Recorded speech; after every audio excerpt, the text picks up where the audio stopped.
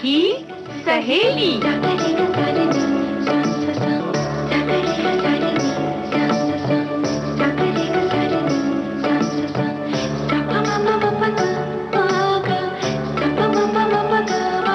सखी सहेली।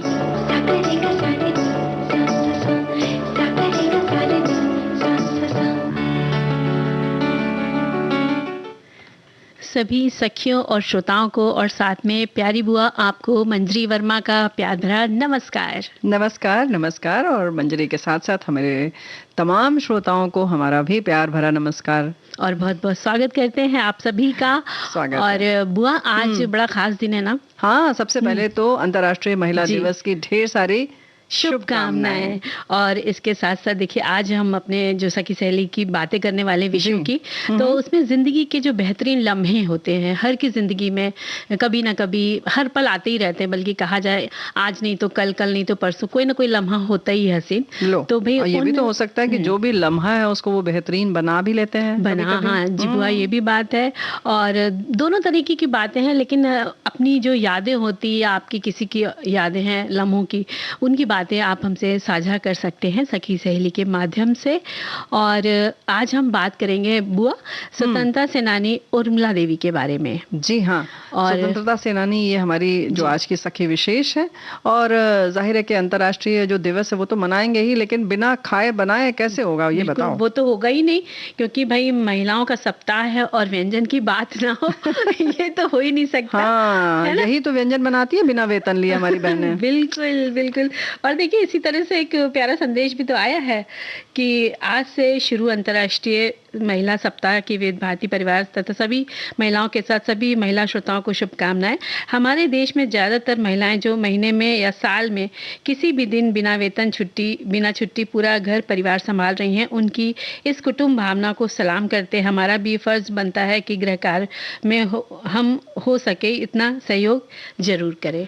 बिल्कुल, तो ये बहुत अच्छी बात संदेश भेजा है। तो देखिए ये तो भाई काम की बात हो गई। जी बिल्कुल, काम की बात हो गई। और देखिए आज के देश के विकास में महिलाएं पुरुषों के साथ जो हैं बुआ वो कंधे से कंधा मिलाकर चल रही हैं। बिल्कुल। और हर क्षेत्र में महिलाओं की भागीदारी जो है वो बहुत बढ़ चढ़कर है, राष्ट्र निर्माण में अपना योगदान दे रही हैं। खेल जगत की बात करें या मनोरंजन या राजनीति, सैन्य या व्यवसाय या रक्षा मंत्रालय की बात करें या अन्य और भी क्षेत्रों में महिलाएं अपनी कुशल योग्यता का परचम लहरा रही हैं। बिल्कुल है ना। और महिलाओं की भागीदारी को हर क्षेत्र में बढ़ावा देने और महिलाओं को उनके अधिकारों के बारे में जागरूक करने के लिए प्रत्येक वर्ष अंतर्राष्ट्रीय महिला दिवस जो कि 8 मार्च को मनाया जाता है। और हम जो है 1 से 7 मार्च तक अंतर्राष्ट्रीय महिला सप्ताह मना रहे हैं। यानी एक तरीके का हम 8 मार्च को जो दिवस मनाते हैं उसका जश्न की शुरुआत हो गई है, आज शुरू हो चुकी है। और हमारे साथियों ने भी यही सब जानकारी दी है लगभग कमोबेश। और ये भी लिखा है कि सप्ताह भर चलने वाले इस उत्सव के हिस्से के रूप में विभिन्न कार्यक्रम, सोशल मीडिया अभियान जो विभिन्न विषयों को कवर करेंगे, जो कि महिला सशक्तिकरण और सुरक्षा से संबंधित होंगे, मंत्रालय द्वारा आयोजित किए जाते हैं। महिलाओं की सुरक्षा के प्रति जागरूकता बढ़ाने के लक्ष्य के साथ पुलिस अनुसंधान एवं विकास ब्यूरो की साझेदारी में इस कार्यक्रम का आयोजन किया जाता है। बिल्कुल। और इसी तरह एक संदेश में और लिखा है कि अमेरिका में सोशलिस्ट पार्टी के आह्वान पर यह दिवस सबसे पहले 28 फरवरी 1909 को मनाया गया और इसके बाद ये फरवरी के आखिरी इतवार के दिन मनाया जाने लगा। 1910 में सोशलिस्ट इंटरनेशनल के कोपेनहेगन सम्मेलन में इसे अंतर्राष्ट्रीय दर्जा दिया गया। उस समय इसका प्रमुख ध्येय महिलाओं को वोट देने का अधिकार दिलवाना था, क्योंकि उस समय अधिकतर देशों में महिला को वोट देने का अधिकार नहीं था। तो भाई इसी तरह से विकास होता गया। 1917 में रूस की महिलाओं ने महिला दिवस पर रोटी और कपड़े के लिए हड़ताल पर जाने का फैसला किया। यह हड़ताल भी ऐतिहासिक थी। जार ने सत्ता छोड़ी। फिर इसी तरीके से कह रहे ना कि सभी को वैसे तो पता है कि दोनों तारीखों में कुछ अंतर है। फिर जूलियन कैलेंडर के मुताबिक जो है 1917 की फरवरी का आखिरी इतवार जो है 23 फरवरी को था, जबकि ग्रेगोरियन कैलेंडर के अनुसार उस दिन 8 मार्च थी।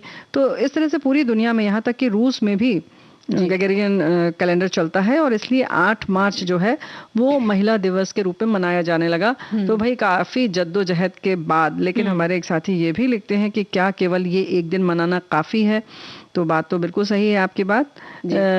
तो क्या सोच रहे हैं आप लोग? लेकिन एक 4 पंक्ति और बड़ी प्यारी सी भेजी है। ये लिखते हैं कि पहले 7 दिन सप्ताह, फिर 8 तारीख को अंतर्राष्ट्रीय महिला दिवस।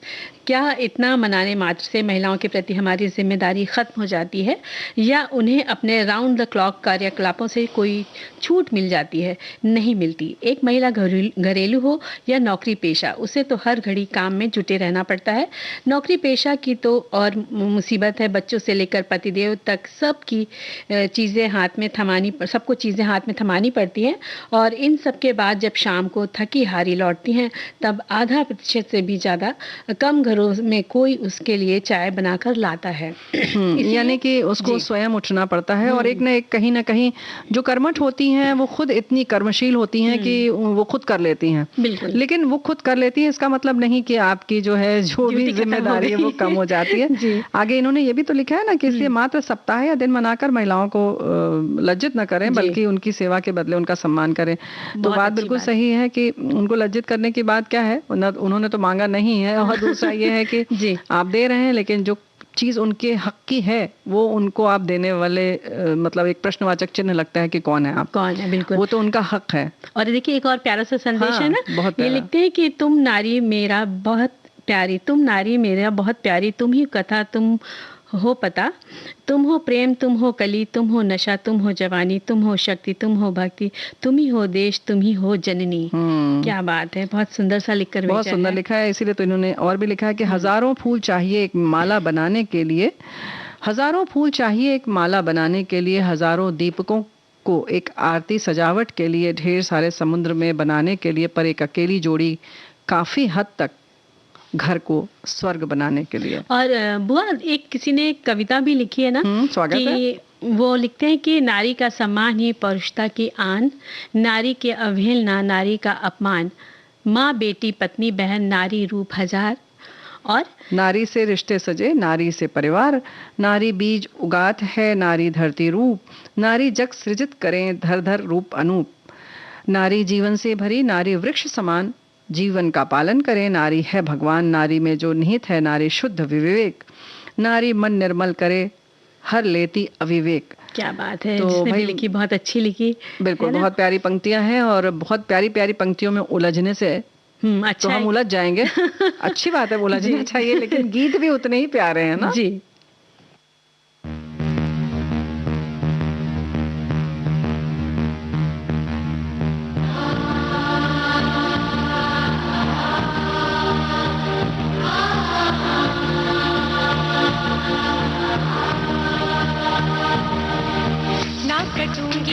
ना जलूंगी, ना मिटूंगी, ना मरूंगी, ना कटूंगी, ना जलूंगी, ना मिटूंगी, ना मरूंगी। मैं थी, मैं हूँ, मैं रहूंगी। मैं थी, मैं हूँ, मैं रहूंगी। मैं थी, मैं हूँ, मैं रहूंगी।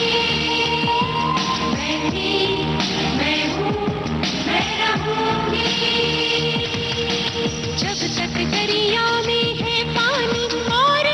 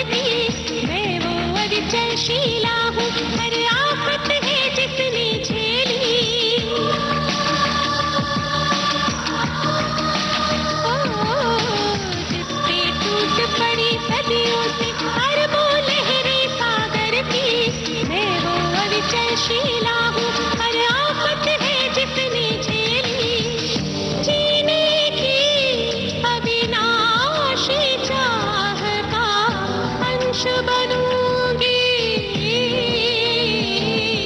मैं थी, मैं हूँ, मैं रहूंगी। मैं थी, मैं हूँ, मैं रहूंगी।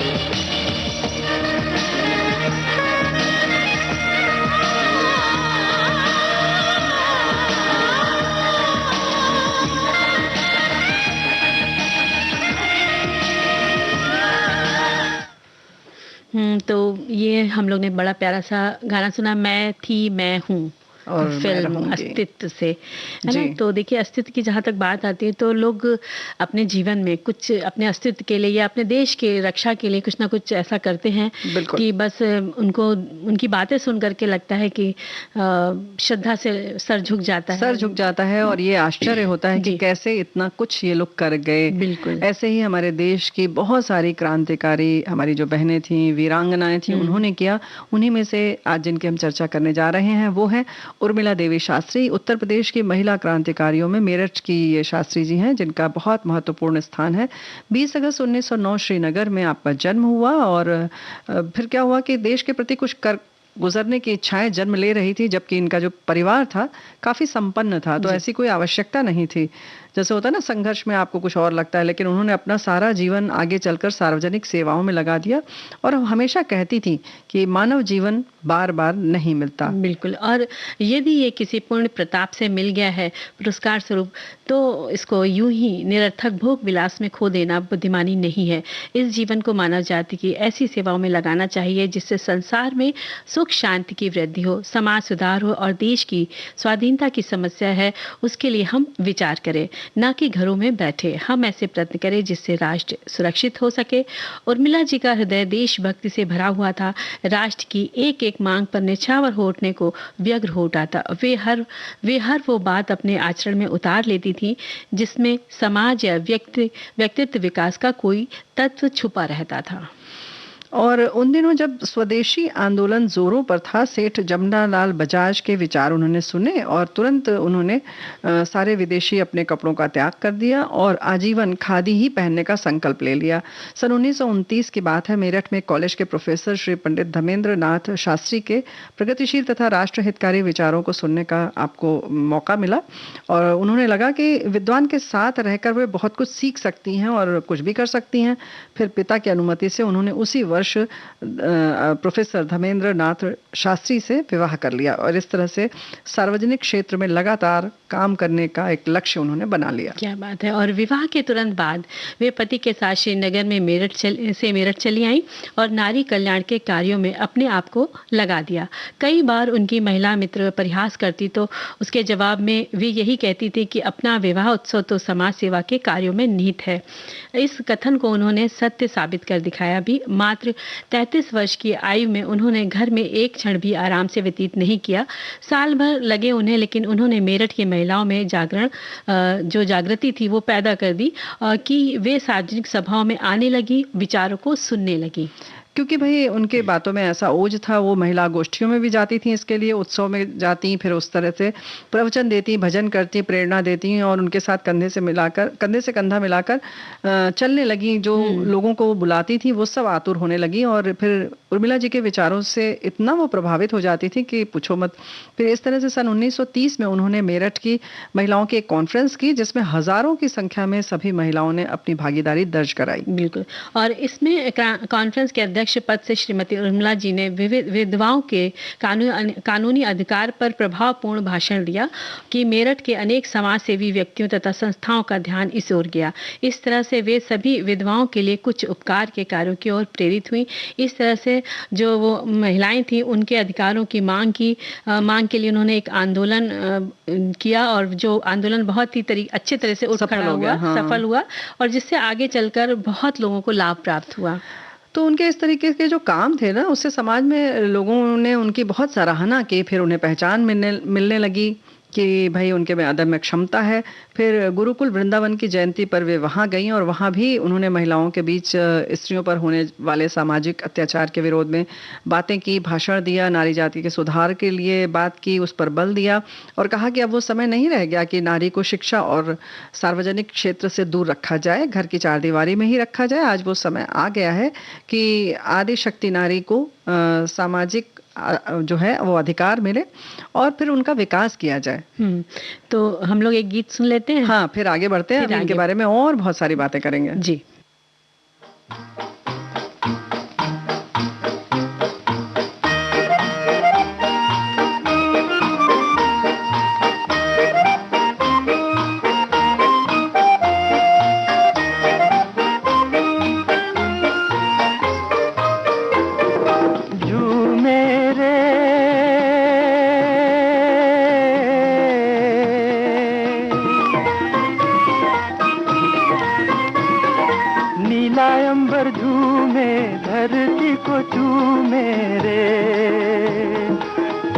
याद करके मेरा दिल भी झूमे, मेरा दिल भी झूमे।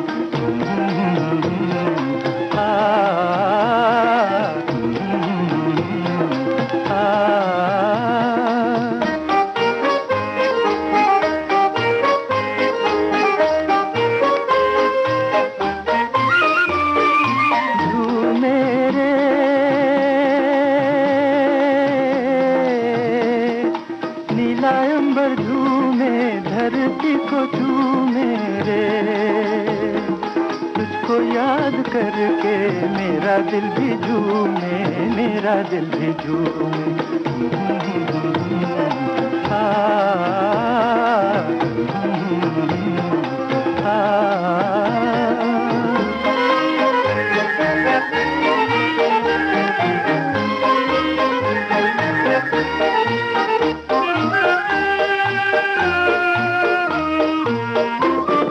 किसके इशारे मुझको यहाँ ले आए, किसके इशारे मुझको यहाँ ले आए, किसकी हंसी ने राह में फूल खिलाए। अम्बुआ की डाली डाली गाए कोयल काली, अम्बुआ की डाली डाली गाए कोयल काली। मेरा दिल भी झूमे, मेरा दिल भी झूमे।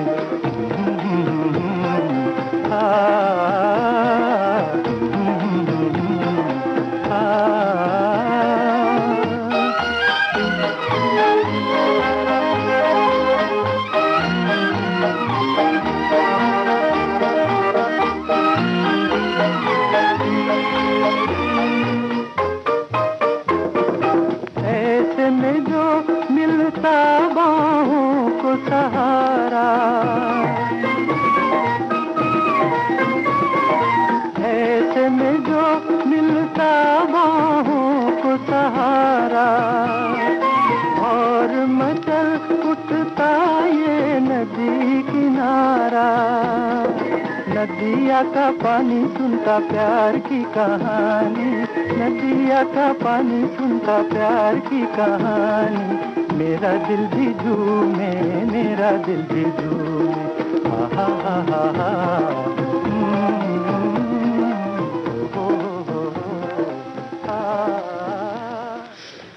तो इस प्यारे से गीत के बाद फिर हम लोग अपनी वीरांगना जो हमारी स्वतंत्रता सेनानी हैं उनके जी। बारे में हम लोग बात कर रहे थे कि वो स्वयं महिलाओं को भी अपने बौद्धिक विकास के लिए जागरूक करने के लिए कहती थी महिलाओं को जागरूक रहना चाहिए। उर्मिला जी न केवल समाज की संभ्रांत महिलाओं तक ही अपना कार्यक्षेत्र सीमित उन्होंने नहीं रखा, बल्कि जो मेरठ की ऐसी जो महिलाएं थी जो बहुत परेशान थी, उनके प्रति भी उन्होंने सभा बुलाई और अपने विचार रखे और उन्हें उनकी दशा का बोध कराया, उनका मार्गदर्शन किया।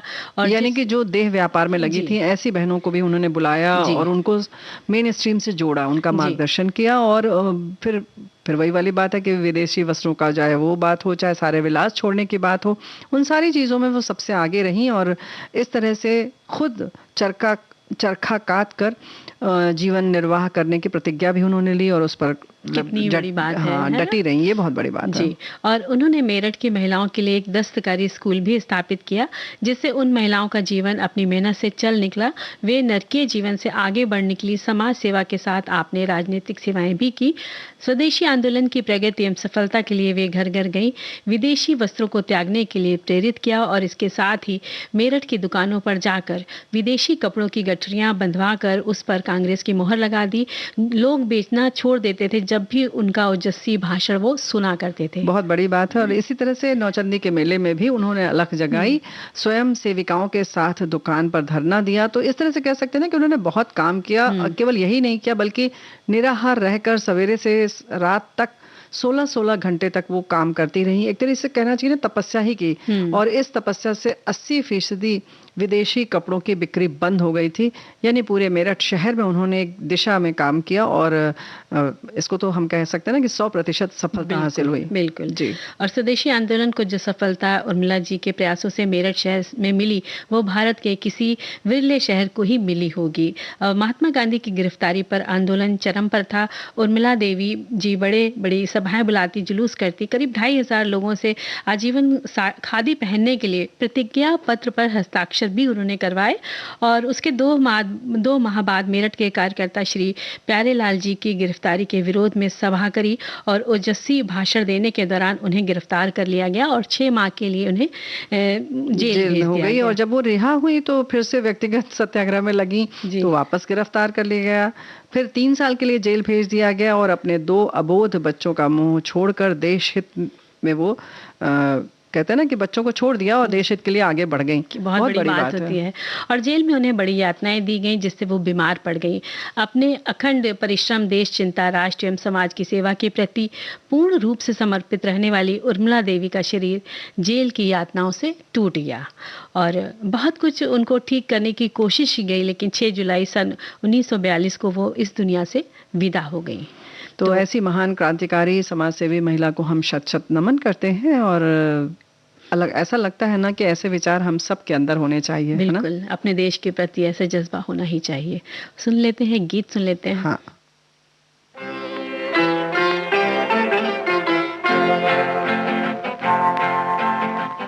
गोरे गोरे चांद से मुख पर काली काली आंखें हैं।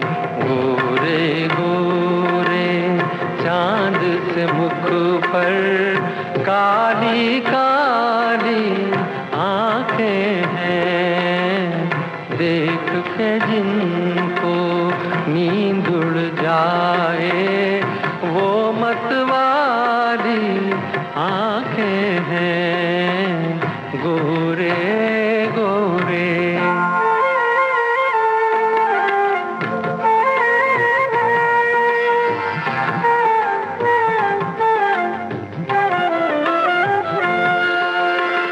मुंह से पल्ला क्या सरकाना, मुंह से पल्ला क्या सरकाना। इस बादल में बिजली है, दूर ही रहना, दूर ही रहना, दूर ही रहना। इनसे कयामत ढाने वाली आंखें हैं। गोरे गोरे गोरे चांद से मुख पर काली काली आंखें हैं, गोरे गोरे।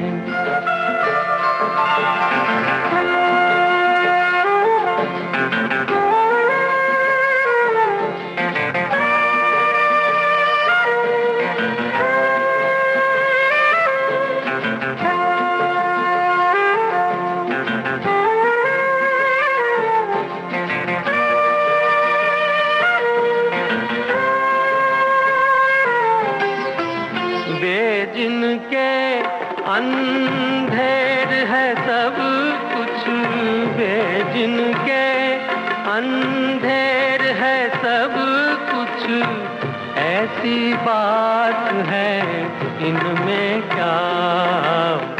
आंखें आंखें आंखें आंखें आंखें आंखें सब है बराबर, कौन निराली आंखें हैं, गोरे गोरे चांद से मुख पर काली काली आंखें हैं, गोरे गोरे।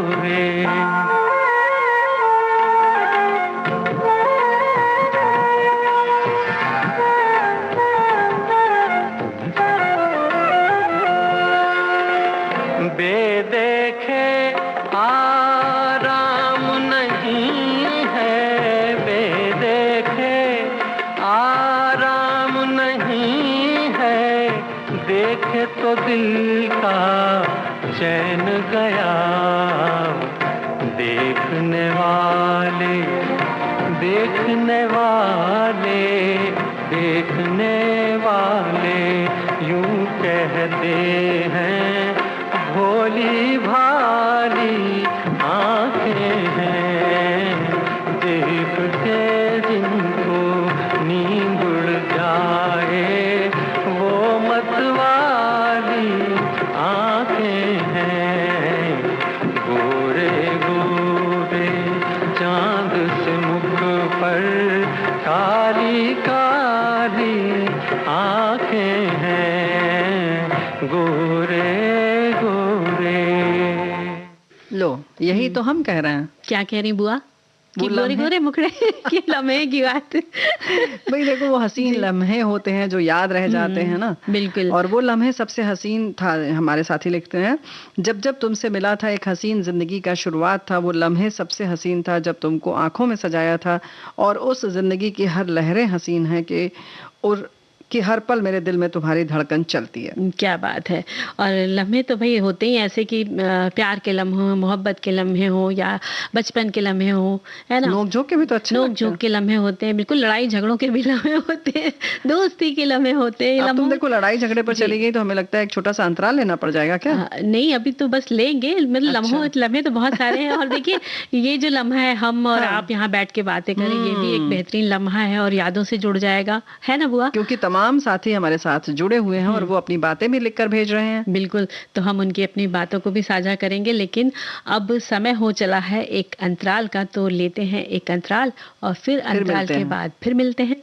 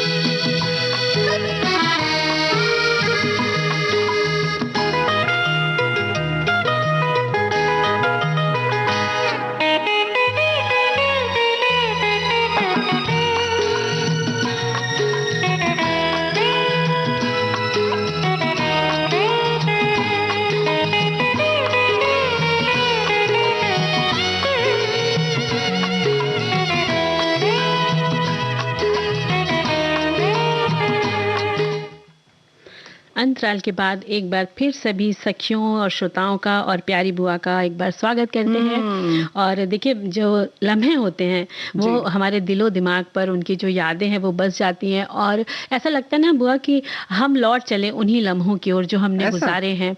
हाँ, हमें तो ये भी इंतजार रहता है कि आगे आने वाला लम्हा हो सकता है बहुत खूबसूरत हो और अच्छा हो। हाँ, वो तो एक उम्मीद हो जाती है, उन लम्हों की उम्मीद हो जाती है, लेकिन जो लम्हे हमने गुजार लिए होते हैं वो हमारी यादों में जुड़े रहते हैं। और जहाँ पर अपनों का साथ होता है और वो मतलब वो दिन याद आते हैं कि कितना सुकून था उन दिनों, और जो बेफिक्री भरे दिन हुआ करते थे।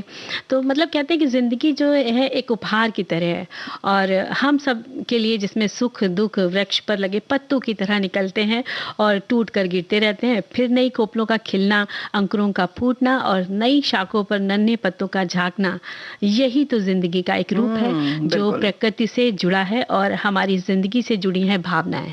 जी हाँ। है ना? और वैसे भी जीवन में कुछ भी तो स्थिर नहीं है ना? जो आता है उसे बीतना जरूर है, चाहे वो समय ही क्यों ना हो। जब जीवन के पुराने लम्हे बीतने लगते हैं तो यादों के रूप में अपने पद चिन्ह छोड़ जाते हैं। कभी खुशी तो कभी गम के बीते पलों की याद की गांठ बांध के जीवन के साथ चलने का यत्न कर कोई करता रहता है। हर लम्हे से खूबसूरत है उदास आंखों का मुस्कुराना, लम्हा भर मिलकर रूठने वाले जिंदगी भर की दास्तान है तू। लम्हे जिंदगी के कुछ यूं गुजरे, कुछ नादानी कर निकले, कुछ मोहब्बत के नाम निकले। लम्हे जिंदगी के कुछ यूं गुजरे। क्या बात है। और देखिए, इसी तरह एक और संदेश में लिखा हुआ है कि जिंदगी के बेहतरीन लम्हे, हर लम्हे को बेहतरीन बनाना हम पर निर्भर है। हमें हर लम्हे को बेहतरीन बनाने की हर संभव कोशिश करनी चाहिए। जैसे कुम्हार मिट्टी से बनते विविध प्रकार के बर्तन या फूलों के पौधों के लिए खूबसूरत गमले बनाता है, वैसे हर लम्हे को इस तरह खूबसूरती से हम ढाल सकते हैं। बस जरूर है थोड़ा प्रयास और प्रयोग करने की, यानी बहुत जरूरत होती है इन सब चीज़ों को। और इसी तरह एक और संदेश में बुआ लिखते हैं कि जिंदगी के बेहतरीन लम्हे वो होते हैं जब हम हमारे अपनों के साथ होते हैं, और जब हम उन्हें खो देते हैं तो उनके साथ बिताया हर लम्हा बेहतरीन लगता है। लेकिन बीता हुआ समय जो होता है वो लौट कर नहीं आता है। अच्छे लम्हे याद करने में कितना सुकून महसूस होता है। अक्सर ये यादें गुजरती हैं तो अकेलापन रह जाता है। बिल्कुल, ये बात तो है, लेकिन हमें कैसे जीना है, फिर नए सिरे से फिर उठना है और फिर आगे कुछ रोशनी अगर नजर आती है, नहीं आती है तो खुद मशाल लेकर आगे बढ़ना है। तो कुछ ऐसे ही आप अपना जो कहते हैं ना कि मन भावनाएं बनाए रखेंगे तभी तो आगे बढ़ेंगे। बिल्कुल, और हम आगे बढ़ लेते हैं गीत के साथ। बिल्कुल।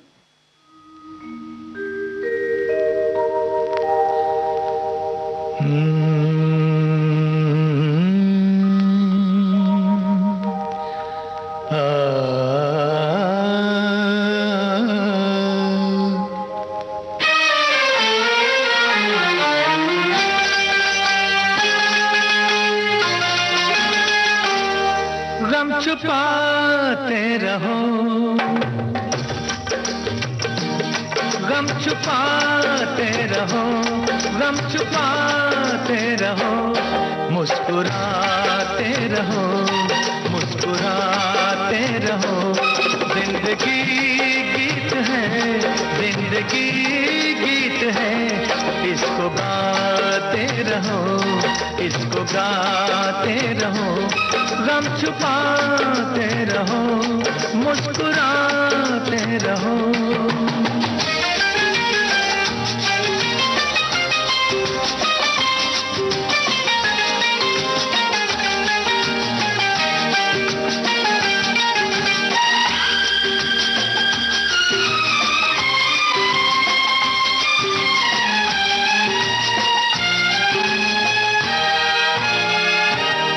गम से खाली ज़माने में कोई नहीं, वो हंसी कौन सी है जो रोए नहीं। गम से खाली ज़माने में कोई नहीं, वो हंसी कौन सी है जो रोए नहीं। यूं जियो दूसरों को हंसाते रहो, मुस्कुराते रहो, मुस्कुराते रहो। जिंदगी गीत है, जिंदगी गीत है, रहो, इसको गाते रहो, गम छुपाते रहो, मुस्कुराते रहो।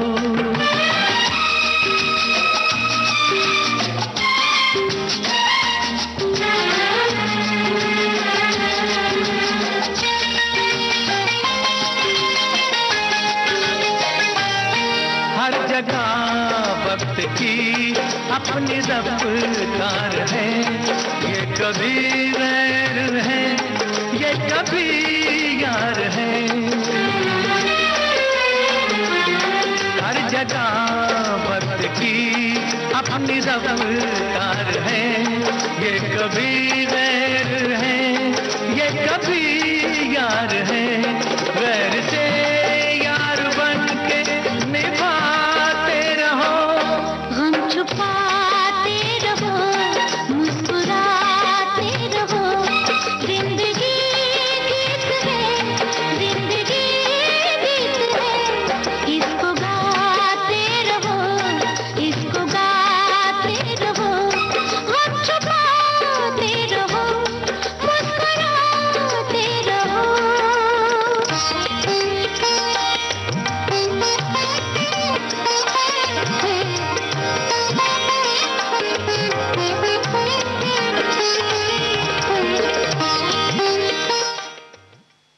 तो भाई मुस्कुराते रहो, और हमारे साथी भी ऐसी ही भावनाएं प्रकट कर रहे हैं। और खास तौर से महिला दिवस जो मना रहे हैं उसके बारे में सबके अपने अपने आदर्श होते हैं। हम अपनी माँ से प्रभावित होते हैं, कभी बुआ से, कभी चाची से, तो कभी ताई से, कोई दादी से, नानी से, तो होता ही है प्रभावित।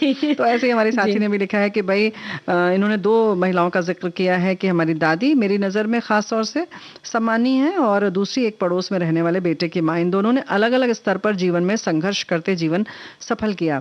फिर इन्होंने लिखा जैसा कि शादी बचपन में हो गई दादी की, फिर कुछ इस तरह से हुआ कि मौका आया कि दादाजी चले गए घर छोड़कर, और फिर एक दिन दादी के पिताजी भी चल बसे। दादी पर पहाड़ टूट पड़ा, एक बेटा 2 माह का, न खेती न बाड़ी। फिर दादी की माँ बाबा को संभालती, फिर दादी घास काट कर बाजार में बेचती, किसी के खेत में जाकर मजदूरी करती। ऐसा करते करते उन्होंने खुद के बल पर बेटे को इतना पढ़ाया कि बाबा जो है टीबी के डॉक्टर बने। साथ में दादी ने खुद 2 खेत लिए, और इन्होंने लिखा कि जब मैं 10वीं में थी तब दादाजी मिलने के लिए आए, या यूं कहो कि मरने से पहले हमें देखने ही आए थे। पर दादी ने घर में दादाजी को पोर रखने नहीं दिया। आखिर गांव में दादी के भाई के घर ठहराया गया। सवेरे बाबा ने उनको 2 जोड़ी कपड़े खरीद कर दिए, कुछ पैसे दिए, वो चले गए। फिर 15 दिन बाद उनका निधन हुआ।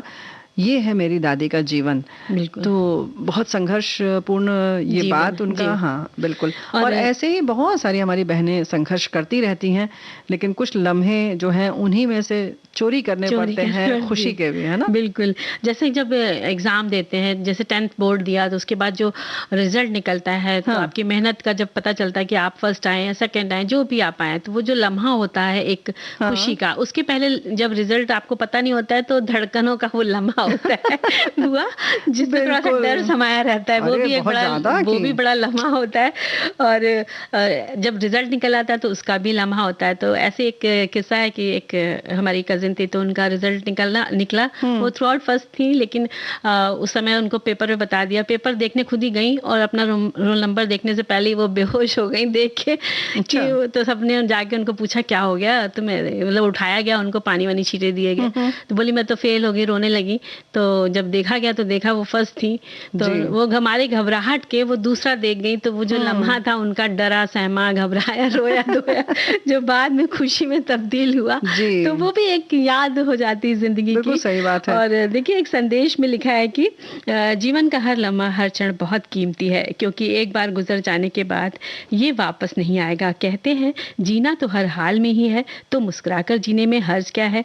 जीवन समय की इकाई से बना है, इसलिए एक लम्हे में 100 लम्हों को जी लेने वाला ही सबसे अच्छा जीवन का सदुपयोग कर सकता है। रेत से फिसलते वक्त के साथ खुद को दरिया की तरह बहा देने वाला ही सच में जीवन विषय का दार्शनिक है। क्या बात है। बहुत। और सबसे खूबसूरत लम्हे किसी ने लिखा है कि बचपन के होते हैं, किसी से बैर नहीं होता, सबसे मिलजुल कर रहने में बहुत खुशी होती है। और वहीं हमारे एक साथी और भी चीजें लिख रही हैं, तरह तरह की बातें लिख रहे हैं लोग ना।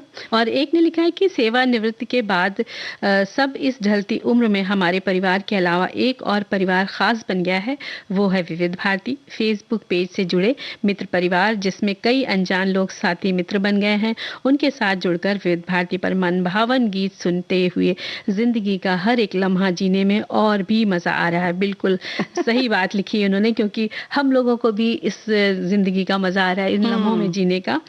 और इसी तरह देखिए एक और लिखा है कि महिला सप्ताह के अवसर पर सभी बहनों का अभिनंदन। और जिंदगी के बेहतरीन लम्हे, ये लम्हे ऐसे होते हैं जो बयान नहीं किए जाते, बस पर सिर्फ महसूस किए जाते हैं। मेरे लिए ये लम्हों में विविध भारती का साथ ही गजब का एहसास और बेहतर अनुभूति है, जिनको शब्दों में कहना मुश्किल है। इसीलिए कहता हूँ कि विविध भारती जिंदाबाद। क्या बात है। तो भाई हमारे श्रोता भी जिंदाबाद, क्योंकि सभी लोग यही लिख रहे हैं। हमारे साथी ने ये भी लिखा है कि भाई इस वक्त हम विविध भारती सुन रहे हैं, आपसे जुड़े हैं, इससे खूबसूरत लम्हा और क्या हो सकता है। बिल्कुल हो ही नहीं सकता है ना बुआ। Same to you. Same to you. और सुन लेते हैं एक प्यारा सा गीत। क्या बात है।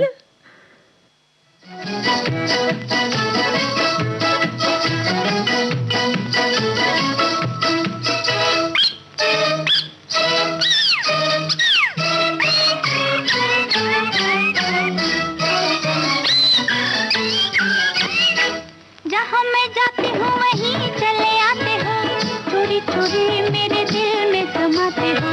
ये तो बताओ कि तुम मेरे कौन हो। जहाँ मैं जाती हूँ वहीं चले आते हो, चोरी चोरी मेरे दिल में समाते हो। ये तो बताओ कि तुम मेरे कौन हो। दिल की दिल से लगन की ये बात है, प्यार की राह रस्म की ये बात है। मुझसे न पूछो कि तुम मेरे कौन हो।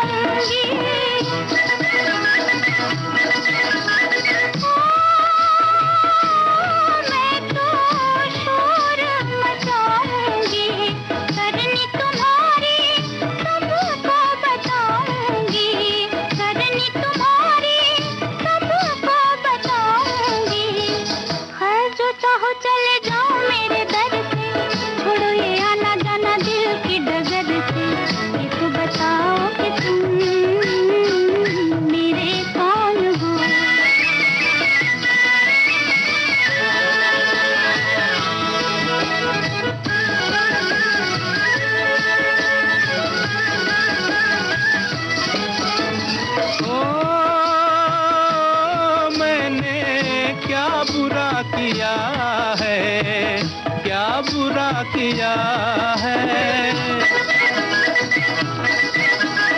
ओ मैंने क्या बुरा किया है, दिल देकर ही दिल ले लिया है, दिल देकर ही दिल ले लिया है।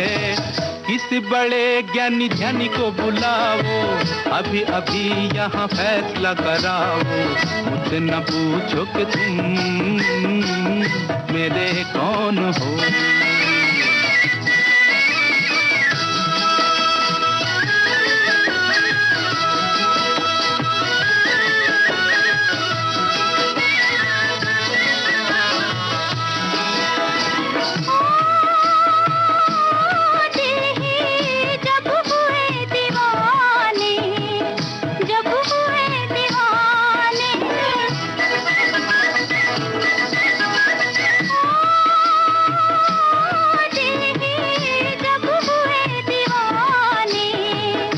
हमारा अब कौन माने, कहना हमारा अब कौन माने।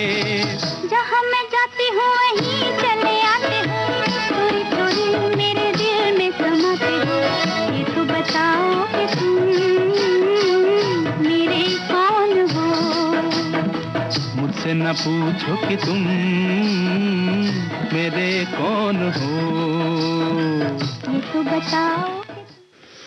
तो भाई बुआ देखिए, यहाँ तो हमको ये बताने की जरूरत नहीं है कि हम और आप कौन है। नहीं, अगर अच्छा खाना खिला दोगी ना किसी तब को, फिर बताना पड़ेगा कि ये किसने बनाया है ना। बताना तो पड़ेगा, लेकिन फिर दोबारा कोई ये नहीं पूछेगा कि तुम मेरे कौन हो, फिर तो कहेंगे तुम ही मेरे अपने हो। हाँ, सही सबसे बात, सगे, बिल्कुल बिल्कुल। तो चलिए आज अच्छा एक अलग सी चीज बताते हैं, गूलर के कबाब। गूलर, गूलर तो सभी लोग जानते हैं, पता नहीं किसने खाया नहीं खाया, लेकिन हमने खाया है तो मैं बता देती हूँ। नहीं तो कैसा होता है, पूरा विवरण बताओ। हाँ, इसकी सामग्री है कि गूलर कच्चे वाले छोटे से थोड़े से बड़े हो जाते हैं, वो आधा किलो के आसपास लेना है।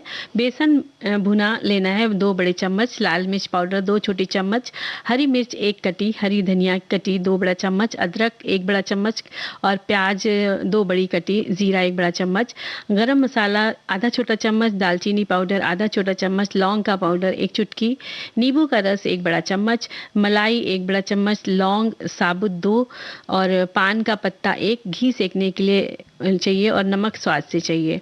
इसमें क्या करना है, गूलर को धो करके उबाल लेना है और ऊपर का छिलका उसका निकाल देना है और फिर थोड़ा सा कट करेंगे अंदर से। आप उसको या तो पहले ही आप उसको काट लीजिए और थोड़ा सा अंदर कुछ आपको कीड़े जैसे कहते हैं गूलर में जल्दी आ जाते हैं, तो वो काट के थोड़ा सा हिस्सा निकाल दिया था बीच से। गूलर है बहुत मुश्किल चीज, मिलता नहीं है आसानी से। नहीं हमें मिल जाएगा बुआ।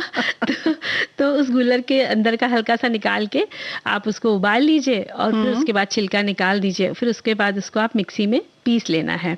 अब कढ़ाई में आपको घी गर्म करना है और इसमें जीरा डालकर चटका लेना है और हरी मिर्च अदरक प्याज डालकर इसको आपको भून लेना है।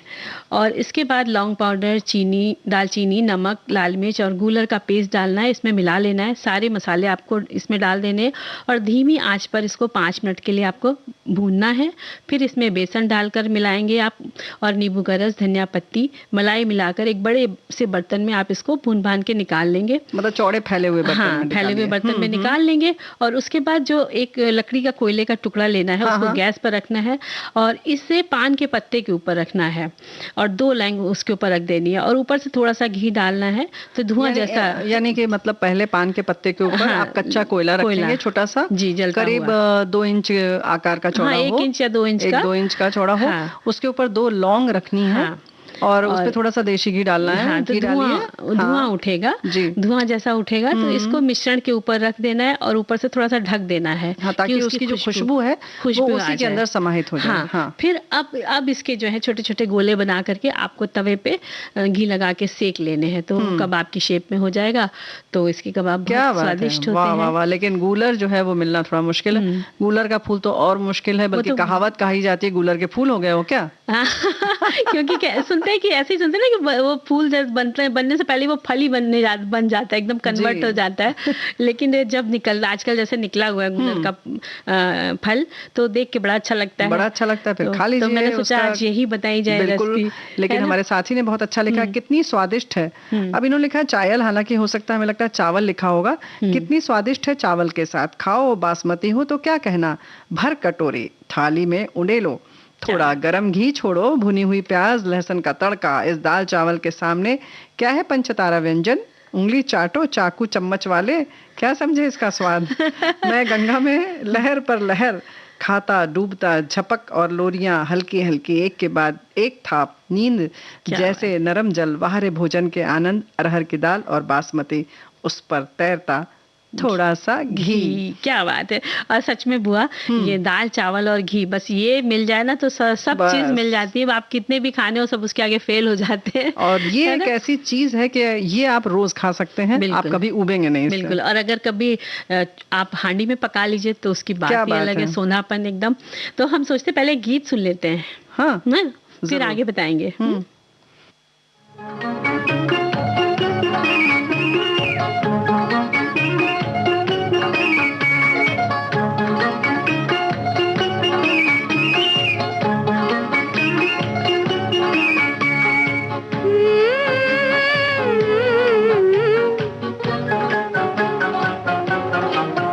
जाने न नजर पहचाने जिगर, ये कौन जो दिल पर छाया, मेरा अंग अंग मुस्काया, मेरा अंग अंग मुस्काया,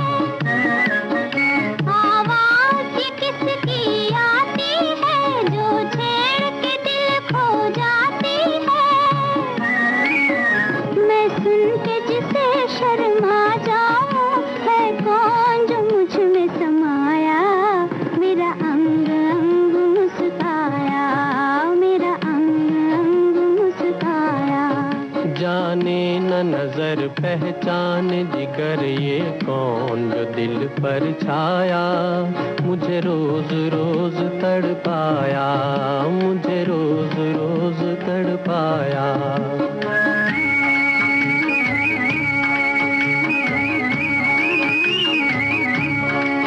ढूंढेंगे उसे हम तारों में, सावन की ठंडी बहारों में, ढूंढेंगे उसे हम तारों में, सावन की ठंडी बहारों में, पर हम भी किसी से कम तो नहीं, क्यों रूप को अपने छुपाया, मुझे रोज रोज तड़पाया, मुझे रोज रोज तड़पाया। जाने न नजर पहचान जिगर, ये कौन जो दिल पर छाया, मेरा अंग अंग मुस्काया, मेरा अंग अंग मुस्काया।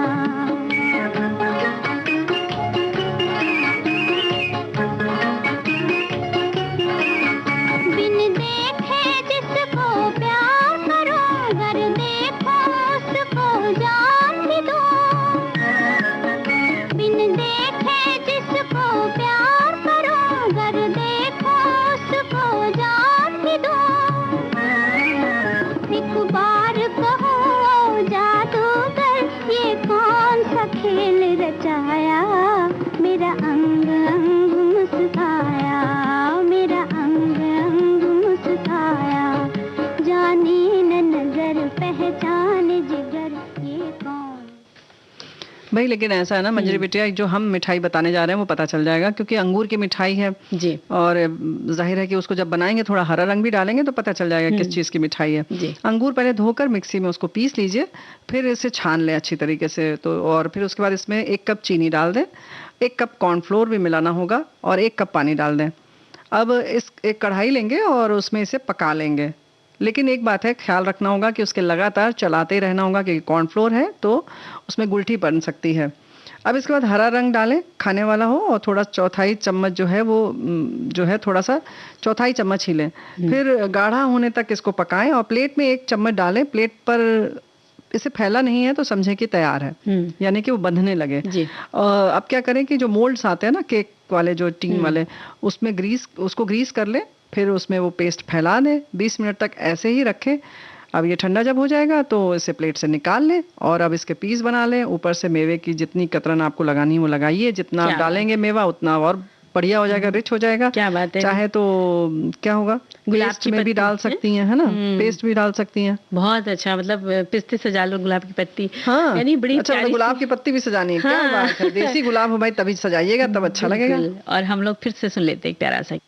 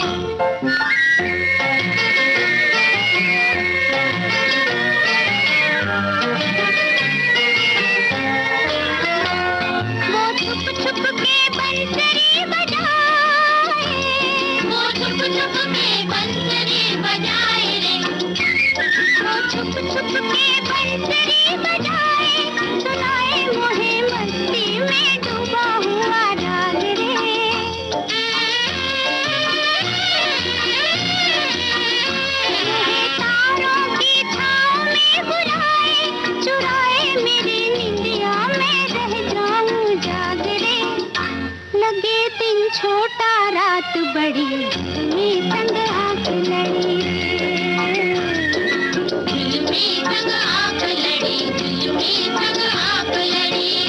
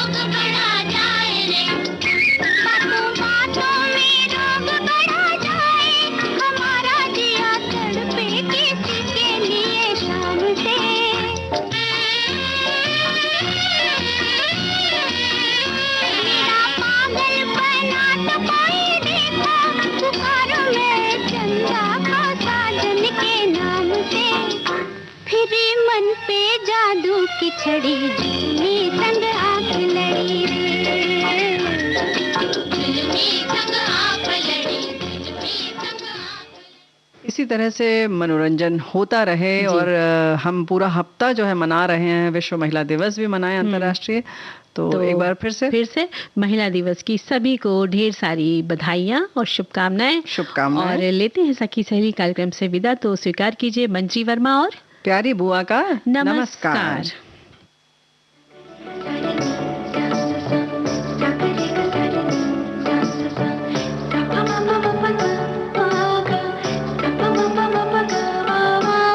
सखी सहेली।